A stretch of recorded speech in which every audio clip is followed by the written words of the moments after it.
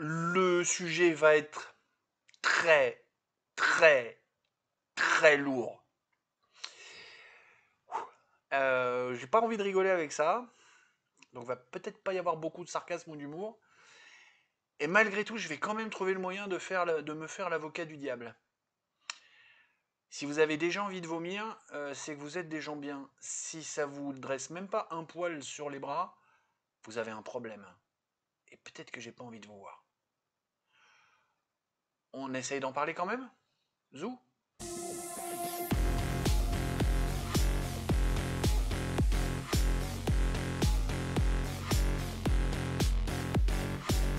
Salut mes biloutiers, café 18h24, il y a des jaloux? Il n'y a toujours pas besoin de commentaire avec un mec jaloux. Ouais, je peux pas en boire à cette heure-là. Je vais essayer de détendre un peu l'atmosphère parce que, hein, on va avoir assez de lourdeur tout à l'heure. Le prochain épisode, qui sortira peut-être demain, sera le mot sur le nationalisme, faisant suite au sionisme parce que j'avais trouvé qu'il y avait un lien aussi un petit peu entre les deux. On en parlera. Ensuite, on fait une petite institution qui s'appelle le conseil départemental. En douceur. D'accord? Alors, en parlant de douceur, on va essayer d'y aller vers le sujet un peu lourd que j'ai choisi. Bon, avant qu'on l'attaque, juste, vous allez me dire, putain, mais Ablad, ça sort d'où ton sujet? Pourquoi? Machin, gna gna. Bah, en fait, parce que j'ai pas réellement trouvé de moment, et justement, je suis pas en train de dire si c'est un bon ou un mauvais moment. Je n'ai pas trouvé de moment pour poser ce sujet-là, que j'avais envie de partager avec vous, qui prend pour base une vidéo, une interview très lourde chez Greg Tabibian, que je vous mets en lien. Vraiment, c'est lourd, hein, faut. Bon, comme on dit, moi je suis allé vomir, alors pas vraiment, parce que je vomis jamais en fait. J'ai un problème là-dessus, j'ai du mal. En fait, j'ai dû vomir 6 fois dans ma vie, donc tu vois. Mais c'est vrai que le sujet était lourd, mais la vidéo est tellement bien faite. Le témoignage du gars, enfin, c'est bien fait. C'est du super travail de Greg Tabibian, quoi, tout simplement, d'abord.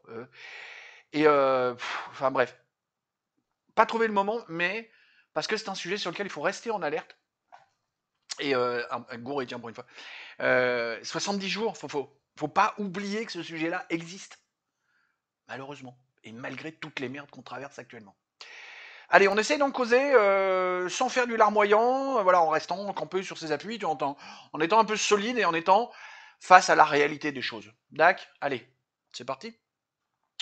Le sujet de la P3DO. En fait, je vous cache pas que j'hésite à dire le mot parce que. Alors, est-ce que je fais un excès de parano? Est-ce que machin. Je sais pas si je vais finir par dire le mot dans la vidéo, d'accord? euh, On va, à un moment, je vais vous passer un extrait justement de la fameuse interview dont je vous parlais, parce qu'on va s'accrocher dessus. Mais avant ça, je vais justement. En fait, je vais commencer tout de suite par me faire l'avocat du diable. Après, on va passer l'extrait, et puis après, on va débattre. Enfin, on va débattre. Mais non, Abla, t'es tout seul, tu débats pas. T'es schizophrène au point de débattre avec toi-même. Enfin bref, on avait dit qu'on ferait pas trop d'humour parce que le sujet est sérieux. Il y a un moment où ces gens-là, les P3DO, hein, sont considérés comme des malades. Mais au sens médical du terme, thérapeutique du terme. Il y a des gens, des psychiatres essentiellement, qui disent que ces gens-là sont des malades. Alors, et c'est là tout le problème, c'est qu'il y en a qui disent non, non, c'est tous des malades, il faut les soigner, toujours au sens médical du terme.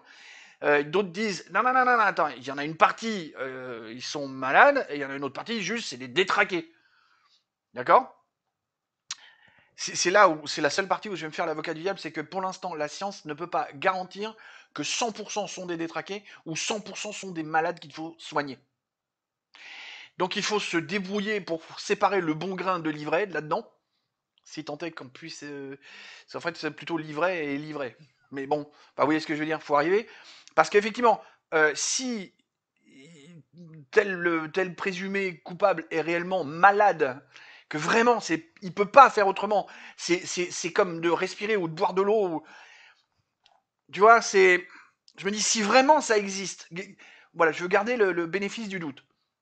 Et pourtant, moi j'ai envie de dire, en cas de récidive, machin, patati patata, rétablissement de la peine de mort. Et là, c'est carré, net, précis. Quand j'ai eu mon gamin, j'ai toujours dit, hein, je m'en fous, j'irai en prison. Hein. Il y en a un qui le touche, il est mort. Et je serais vraiment passé à l'acte. voilà, c'est la partie où je vais me faire l'avocat du diable parce que sérieux, parce que j'ai quand même préparé les gars, rigolez pas, je suis allé lire des trucs. Hein. J'ai oublié les noter, vous aurez pas de source. Voilà, c'est pas grave.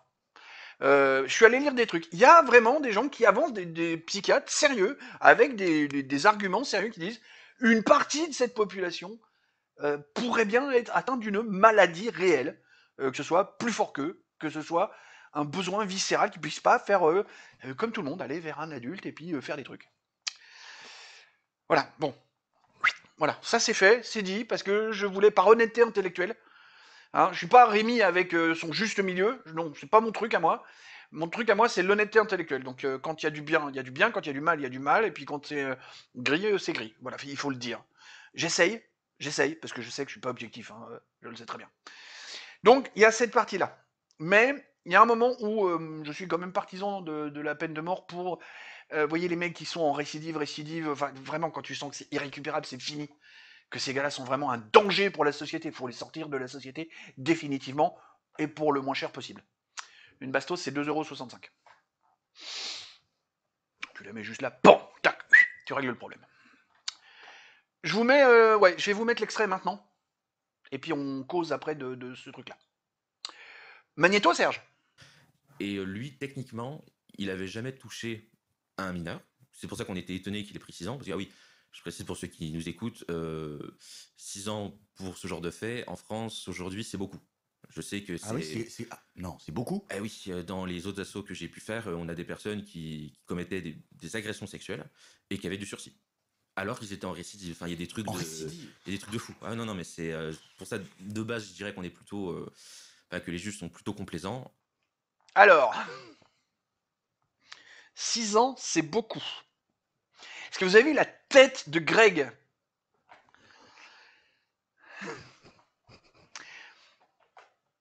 Alors, allez voir cette vidéo pour vraiment comprendre, parce que il y a tout ce qui est dit avant et puis tout ce qui est dit après qui permet d'avoir plus de détails. J'ai essayé de vous mettre l'extrait mais je veux pas bouffer non plus tout le temps de ma vidéo en mettant cet extrait.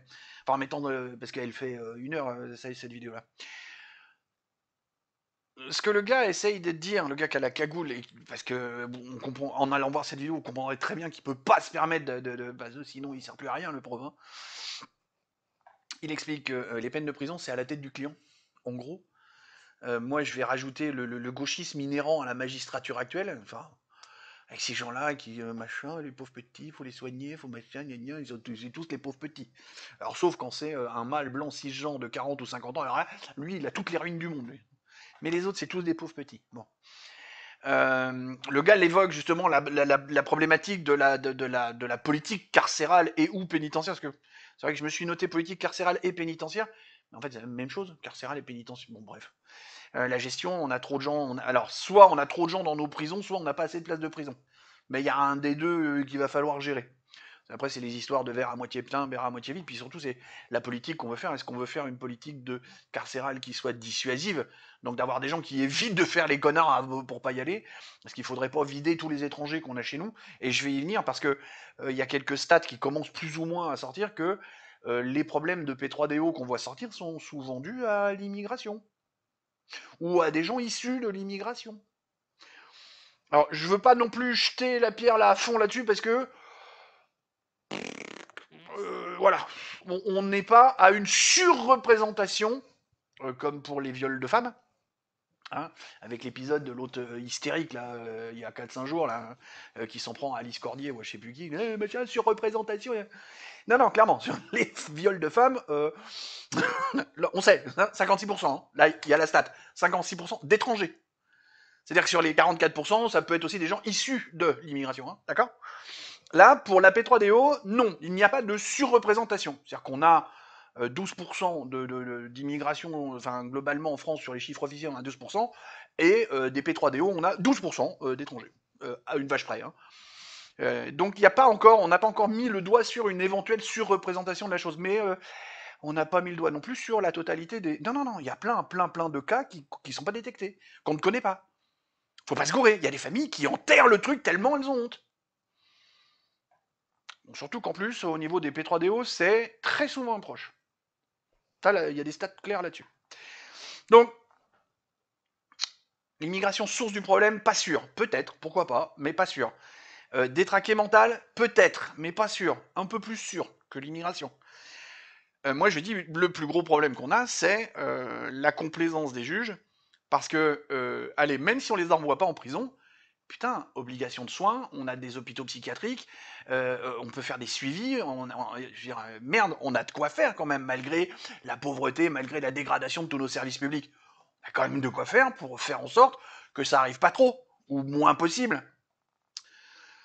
Donc, là-dessus, c'est ça. Et puis, la dernière chic note que je voudrais mettre, c'est quand même nos chers amis de Libération, qui, dans les années 70-80, ont fait tout ce que vous savez.